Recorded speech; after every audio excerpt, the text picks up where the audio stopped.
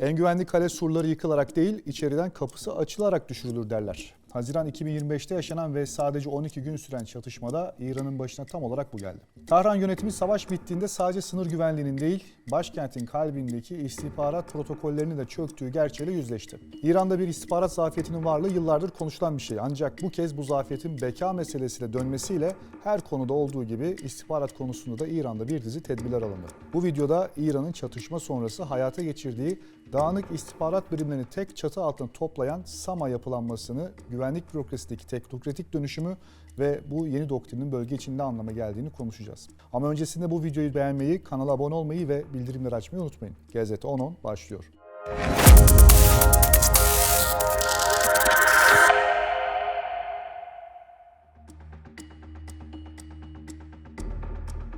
12 günlük çatışmayı bu kanalda sizlere birçok içerikte aktardık. Bu sebeple bu çatışmanın önemini, detaylarını ve neleri değiştirdiğini önceki içeriklerimizde bulabilirsiniz. Az önce de bahsettiğim üzere İran'da istihbarat zafiyeti meselesi çok ciddi bir hal almış durumda. Tedbir alınması gerekliliği hep konuşuluyordu ancak 12 günden sonra istenen siyasi ortam oluştu ve dış politikada, ekonomi politikalarında, iç politikada, güvenlik politikalarında, sosyal politikalarda devrim niteliğinde dönüşümler yaşanmaya başladı. İstihbarat mekanizması da bu dönüşümden payını aldı diyebilirim. Zafiyetin en büyük sebebi olan çift başlılığı sonunda ortadan kaldırmaya karar verdiler ve istihbarat örgütlerini tek bir çatı altında toplamayı planladılar. Aslında 15 yıl önce devletin kendi istihbarat bakanlığına paralel devrim muhafızları istihbarat teşkilatını kurduklarında paralel istihbarat tartışmaları yaşanmıştı. Ancak itibar edilmemişti. 2010'lu yıllarda devrim muhafızlarına o kadar alan açıldı ki hemen her kuruma paralel ikinci bir devlet haline geldi. Bugün bundan geri dönüldüğü görülüyor.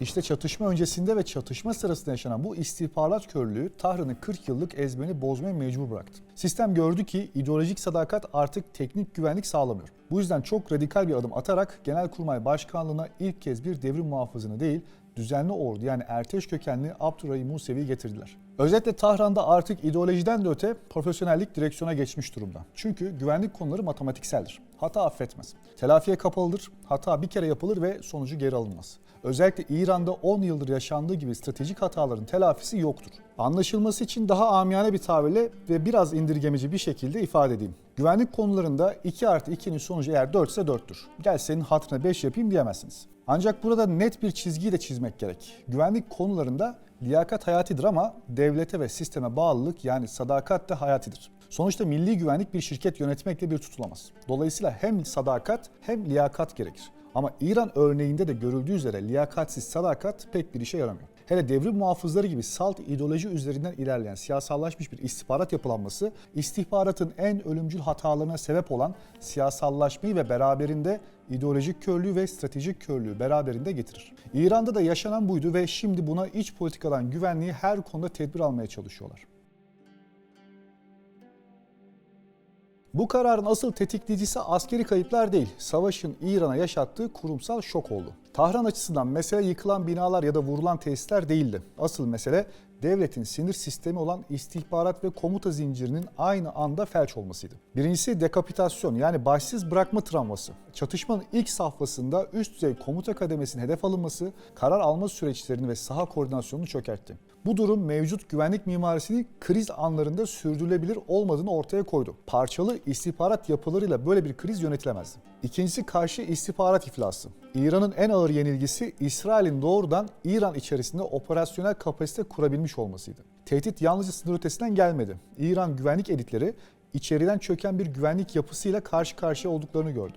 Bu da kurumların birbirini denetleme takıntısıyla dış tehdidi kaçırdığı gerçeğini netleştirdi. Üçüncüsü istihbarat silolarının maliyeti. Yıllarca sistemi koruduğu düşünülen paralel istihbarat yapıları savaş sırasında ulusal güvenliği zaafa uğrattı. Bilgi ulusal bir refleksle değil, kurumsal rekabet mantığıyla işlendi. Sonuçta önleme ve koruma mekanizmaları işlemedi. Dördüncüsü ise koruma protokollerindeki yapısal hatalar. Kritik isimlerin aynı mekansal kümelerde bulunması gibi temel güvenlik ihmalleri tek hamlede birden fazla üst düzey hedefin devre dışı bırakılmasına zemin hazırladı. Bu teknik bir hata değil, doktrinsel bir başarısızlık. Beşincisi ise teknolojik körleşme hissi. Hava savunma ve erken uyarı sistemlerinin saldırı anında etkisiz kalması İran'a şunu gösterdi. Mesele silah sayısı değil, entegrasyon ve gerçek zamanlı koordinasyon. Bu da parçalı yapılarla değil, merkezi bir istihbarat ve komuta mimarisiyle mümkün. Özetle 10 yılın sonunda Tahran şu sonuca vardı.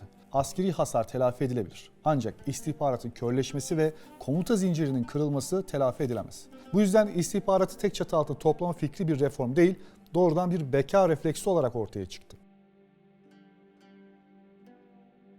İran'da istihbarat mimarisini bugüne kadar verimlilik üzerine değil, rejim güvenliği üzerine kuruluydu. Sistem bilinçli bir şekilde parçalıydı. Amaç dış tehdidi en iyi şekilde bertaraf etmekten çok içeride tek bir güvenlik odağının güçlenmesini engellemekti. Bu mimarinin merkezinde iki ana yapı vardı. Birincisi hükümete bağlı İstihbarat Bakanlığı'ydı. Bürokratik, teknik ve klasik devlet istihbaratı mantığıyla çalışıyordu. Cumhurbaşkanına bağlı ve teorik olarak meclis denetimine açıktı. Ancak yapının başındaki ismin mutlaka din adamı olması şartı kurumu teknik olmaktan ziyade ideolojik bir çerçeveye hapsediyordu. İkinci ana sütun ise doğrudan devrim rehberine bağlı Devrim Muhafızları İstihbarat Teşkilatı'ydı. Bu yapı özellikle 2009 sonrası dönemde güçlendi. Temel önceliği dış istihbarat değil, rejimin iç tehditlerden korunmasıydı. Muhalefet, protestolar, yumuşak savaş ve rejim karşıtı ağlar bu yapının ana ilgi alanını oluşturdu. Bu iki yapı arasında gerçek anlamda bir iş bölümü yoktu. Aksine bilinçli bir rekabet, hatta yer yer kavga ve karşılıklı suçlamalar vardı. Aynı hedeflere bakıyorlar, aynı alanlarda faaliyet yürütüyorlar ama bilgiyi paylaşmıyorlardı.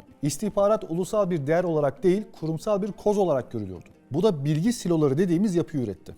Bu rekabetin üzerinde ise resmi şemalarda görünmeyen ama sistemi fiilen yöneten üçüncü bir katman bulunuyordu. Devrim Rehberliği Ofisi, yani Beyti Rehberi. Özellikle güvenlik ve istihbarat dosyaları bu merkezde süzülüyor, iki kurum arasındaki denge buradan yönetiliyordu. Böylece hiçbir yapı tek başına güçlenemiyor ama aynı zamanda gerçek anlamda eşgüdüm de sağlanamıyordu. Bu mimari rejim açısından kısa vadede işe yaradı. Darbe riskini düşürdü. Güvenlik aygıtlarının birbirini denetlemesini sağladı. Ancak bunun bedeli ağır oldu. Kurumlar dış tehdidi analiz etmek yerine birbirlerini izlemeye odaklandı. Teknik uyarılar ideolojik reflekslere takıldı. Koruma ve karşı istihbarat zincirleri parçalı kaldı. Sonuçta İran, güçlü görünen ama kriz anında birbirine temas edemeyen iki istihbarat sistemiyle yol aldı. 12 günlük savaş bu yapının sürdürülemez olduğunu açık biçimde ortaya koydu. Parçalı mimari rejimi içeriden korumuştu ama ülkeyi dışarıdan gelen sofistike tehditlere karşı kör ve savunmasız bırakmıştı. Bakın, bu sorunun cevabı kime sorduğunuza göre değişir. Eğer rejimin bekası derseniz kağıt üzerinde bir avantajdı ama ülkenin güvenliği derseniz tam bir intihardı. Neden avantajlı? Çünkü sistem güvenlik için güvensizlik prensibi üzerine kurulmuştu. Tahran 16 farklı istihbarat ajansını ve özellikle az önce bahsettiğim iki ana yapıyı bilinçli olarak birbirine rakip tuttu. Amaç çok basitti. Böl ve yönet. Yani kimse tek başına güçlenip darbe yapamasın. Ama madalyonun diğer yüzünde bu yapı operasyonel olarak tam bir felaket yarattı. Az önce de belirttiğim gibi kurumlar bilgiyi ulusal bir hazine değil, kurumsal bir koz olarak gördü ve birbirlerinden sakladı. Size tüyler ürpertici ve çok niş bir örnek vereyim. Nükleer programın beyni Muhsin Fahrizade suikastı. İstihbarat Bakanlığı saldırıdan aylar önce tehdidi tespit etti. Hatta saldırıdan 5 gün önce Fahrizade'nin vurulacağı yeri nokta atışı devrim muhafızlarına bildirdi. Ama korumadan sorumlu olan DMO istihbaratı bilgi rakip ve küçümsediği bir kurumdan geldi diye ciddiye almadı ve sonuç olarak Fahrizade yapay zeka destekli bir makineli tüfekle öldürüldü. Ya da çevreciler davasına bakın. Devrim muhafızları yaban hayatını izleyen çevrecileri kamera tuzaklarıyla füze silolarını izliyorlar diye hapse attı. Bakanlık teknik inceleme yapıp bu kameralarla casusluk yapılamaz, bu insanlar masum diye rapor yazdı. Ama kimse dinlemedi. Çünkü sistemde teknik gerçek değil, ideolojik saplantı kazanıyordu. Kurulması planlanan yeni yapının adı Sazmane Etlelat-ı Milli, yani Türkçesiyle Milli İstihbarat Örgütü ya da kısaca SAMA. İran güvenlik mimarisinde basit bir birleşmenin çok ötesinde devletin üzerine bir supra-governmental, yani hükümet üstü bir süper yapı inşası planlanıyor. Bu dönüşüm hukuki, yapısal ve doktrinal olarak 3 ana sütun üzerine oturtulmuş durumda. İlk ve en kritik sütun yasal altyapı ve mutlak denetim. Bu yapılanma meclisin Ulusal Güvenlik Komisyonu tarafından sessiz sedasız onaylanan yabancı istihbarat servislerinin sızmasına karşı koyma planıyla hukuki bir zemine kavuşturuldu. Bu yasanın oturduğu bağlam ve içeriği ayrı bir video konusu olduğundan burada girmeyeceğim. Ancak yasa SAMA'ya devlet hiyerarşisinde eşi görülmemiş bir yetki tanımakta. Örgüt artık sadece istihbarat toplamakla görevi değil, yargı mensupları, üst düzey bürokratlar ve hatta askeri komutanlar dahil olmak üzere devletin tüm kritik kadrolarını tek elden güvenlik soruşturmasından geçirme ve gerekirse görevden alma yetkisine sahip tek otorite olacak. İkinci sütun kurumsal bağımsızlık. Yeni modelle birlikte istihbarat hükümet dışı, yani extra-governmental bir statüye taşınıyor. Eskiden Cumhurbaşkanı'na bağlı olan ve meclise hesap veren yapı lağvediliyor. SAMA bütçesi, atamaları ve operasyonlarıyla siyasi denetimden tamamen çıkarılmış, doğrudan Milli Güvenlik Yüksek Konseyi ve Rehberlik Ofisi'ne, yani Beyti Rehberi'ye bağlı dokunulmaz bir mekanizmaya dönüştürülmüş durumda. Üçüncü ve en acımasız sütun ise personel mühendisliği. İki farklı kültüre sahip kurumun birleşmesi sırasında sadakati sağlamak için kademeli entegrasyon modeli adı verilen matematiksel bir tasfiye protokolü devreye sokuldu. Bu formüle göre 12 yıldan az hizmeti olan personel deneyimsiz veya sisteme entegre olmamış kabul edilerek istihbarat kadrolarından çıkarılmasına ve lojistik birimlerine kaydırılması öngörülüyor. 25 yıldan fazla hizmeti olan eski tüfekler ise sızma riski taşıdıkları ve kurumsal değişime direnç gösterebilecekleri gerekçesiyle zorunlu emekliliğe sevk edilecekler. Teşkilatın yeni omurgasını sadece 12 ila 25 yıl arası tecrübeye sahip, savaş görmüş operasyonel kadrolar oluşturacak. Son olarak bu modelle birlikte İran istihbarat tarihindeki en büyük tabu da yıkıldı. 1983'ten beri yürürlükte olan İstihbarat Bakanı'nın müçtehit yani içtihat yetkisine sahip bir din adamı olma zorunluluğu kaldırıldı. Bu yönetimin mollalardan alınarak siber güvenlik, veri analizi ve kontrespiyonaj konularında uzmanlaşmış kadrolara devredilmesi demek. Şunu net bir şekilde ifade edelim. Bu yeniden yapılanma İran devlet mimarisinde sivil asker dengesini tamamen asker lehine bozulduğu tarihi bir kırılma. Tek çatı söylemine rağmen pratikte olan şey sivil istihbaratın devrim muhafızları merkezi bir yapının içine çekilmesi. Bugüne kadar sivil istihbarat hükümete bağlı ve teknik bürokratik kapasitesi sayesinde sınırlı da olsa bir denge unsuru oluşturuyordu. Yeni modelle bu alan daralıyor. İstihbarat hükümetin değil, doğrudan rejimin ve sistemin güvenlik çekirdeğinin aracı haline geliyor. Bu süreçte kazanan devrim muhafızları oluyor. Operasyonel kültür, hiyerarşik disiplin ve saha refleksi yeni yapının omurgasını oluşturuyor. Sivil istihbaratın analitik ve bürokratik karakteri ise bu yapı içinde eriyor. Sonuç olarak siyasi denetim zayıflıyor, istihbarat daha kapalı ve daha sert bir hatta oturuyor. İran, sivil asker dengesi olan bir modele değil, askerileşmiş ve merkezileşmiş bir güvenlik devletine doğru ilerliyor. Bu sorunun yanıtı İran'ın kapalı kapıları ardında konuşulan en büyük sır. Kaynaklara ve sahadaki verilere göre evet, bu yeniden yapılanma 86 yaşındaki Hamenei'nin ölümü, suikast uğraması veya iş göremez hale gelmesi durumunda sistemin çökmesini önlemek için tasarlanmış önleyici darbe niteliğindedir. Burada kritik bir detaydan bahsetmemiz gerekiyor. Gerdanı Habib, yani Habib taburu ağı. İran güvenlik bürokrasisi tepesine yerleştirilen yeni isimlere baktığınızda ortak bir geçmiş görüyorsunuz. Bu isimler Hamenei'nin oğlu ve muhtemel halefi Muçtaba Hamenei'nin 1980'lerdeki İran-Irak Savaşı sırasında Habib İbni Mezaher taburunda birlikte savaştığı eski silah arkadaşları. Bu durumdan daha önce Muçtaba Hamenei ile hazırladığımız videoda bahsetmiştik. Detayları orada bulabilirsiniz. Bazı analizler Sama'nın ve Irak Savaşı'ndan bu yana yeniden kurulan Ulusal Savunma Konseyi'nin aslında Müştaba'nın iktidar yolunu temizlemek için döşenmiş bir güvenlik otobanı olduğunu savunuyor. Yeni kurulan Ulusal Savunma Konseyi resmi olarak bir savaş kabinesi gibi sunulsa da analistler için bu konseyin gerçek işlevi bir veraset konseyidir. Amaç liderin ölümü sonrası oluşacak o kaotik boşlukta siyasi tartışmalara izin vermeden askeri ve istihbari gücü tek bir masada toplayarak geçişi demir yumrukla yönetmek. Bu hamle Hamenei sonrası dönemde rejimin meşruiyet kaynağının değişeceğini de gösteriyor. Yalnız bu noktada Müçteba'yı rehberliği aday tek isimmiş ve başka opsiyonlar yokmuş gibi sunmak da doğru olmayacaktır. İşin bir yönünün bu olduğunu, konunun çok daha sislerle örülü olduğunu belirtmek isterim. Burada tek bir ülkenin kopyalanmasından değil, İran'ın hayatta kalmak için oluşturduğu bir hibrit sentezden bahsetmemiz gerekiyor. Tahran, Sama ve Ulusal Savunma Konseyi yapılanmasıyla otoriterlikle tekniği birleştiren bir hibrit model inşa etmekte. Bu modelin siyasi iskeleti Rusya'dan alındı. Yeni kurulan Ulusal Savunma Konseyi doğrudan Rusya Federasyonu Güvenlik Konseyi'nin bir kopyası. Amaç Putin'in yaptığı gibi kriz anlarında son sözü söyleyen merkezi bir karar mekanizması kurmak. Sama'nın tek çatı altındaki yapısı da Rus istihbaratı FSB'nin komuta birliği ilkesine dayanıyor. Modelin teknolojik aklı ise Çin. Sama'nın siber altyapısı ve dijital gözetim kapasitesi Çin'in Devlet Güvenlik Bakanlığı MSS'in modeline göre dizayn edilmekte. Amaç teknolojik egemenlik ve toplumun dijital olarak tam kontrolü. Ancak işin en ironik ve ilginç kısmı şu ki İran, ABD ve İsrail'de teknik referans olarak kullanmakta. Rejim büyük şeytan dediği ABD'nin Ulusal Güvenlik Ajansı NSA modelini siber entegrasyon için, Ulusal Güvenlik Konseyi NSC yapısını ise koordinasyon için şablon olarak masaya koymuş durumda. Burada eklemem gereken bir konu var. İran istihbarat kültürü halihazırda şahlık döneminde sahip olduğu yoğun ilişkiler sayesinde ABD'den ve İsrail'den çok şey almış durumda. Yani özellikle İran İstihbarat Bakanlığı'nın ABD'nin ve İsrail'in istihbarat kültürüne çok da yabancı olduğu söylenemez. Son olarak İran'ın bu yeni yapılanmada kendi hantal yapısının aksine İsrail'deki Shin Bet ve Mossad tarzı hedef odaklı, hızlı ve ölümcül operasyonel verimliliğini kopyalamaya çalıştığı iddia edilmekte. Özetle eğer kaynaklara yansıyan bilgiler doğruysa Tahran, Rusya gibi merkezi, Çin gibi gözetleyen ama İsrail gibi hızlı hareket eden teknokratik otoriter bir yapı hedeflemekte diyebiliriz.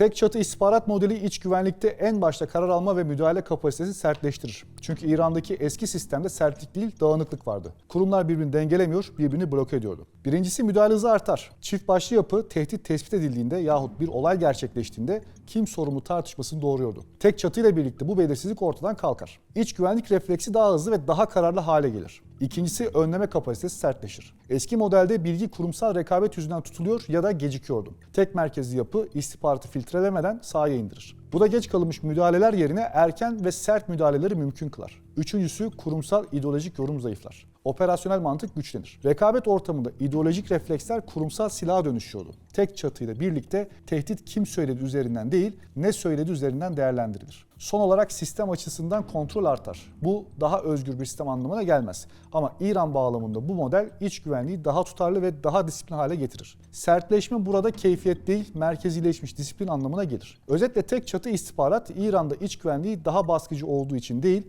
daha koordine olduğu için sertleştirir. Bu rejimin yaşadığı istihbarat iflasından çıkmak için seçtiği zorunlu bir yol. Bu soruya kısa cevap şu: kısa vadede daha güvenli, orta ve uzun vadede daha kırılgan. Bu yeniden yapılanma İran'ın yaşadığı istihbarat iflasına verilmiş rasyonel bir yanıt. Tek merkezli yapı koordinasyonu arttırır, karar alma hızını yükseltir ve özellikle karşı istihbarat alanında disiplin sağlar. Bu açıdan bakıldığında sistem benzer bir şokla tekrar karşılaşmamak için kendini sertleştirerek toparlamaya çalışmakta. Yani rejim açısından kısa vadeli bir güvenlik kazanımı üretir. Ancak aynı adım kırılganlığı başka bir yerden büyütme riskine de sahip.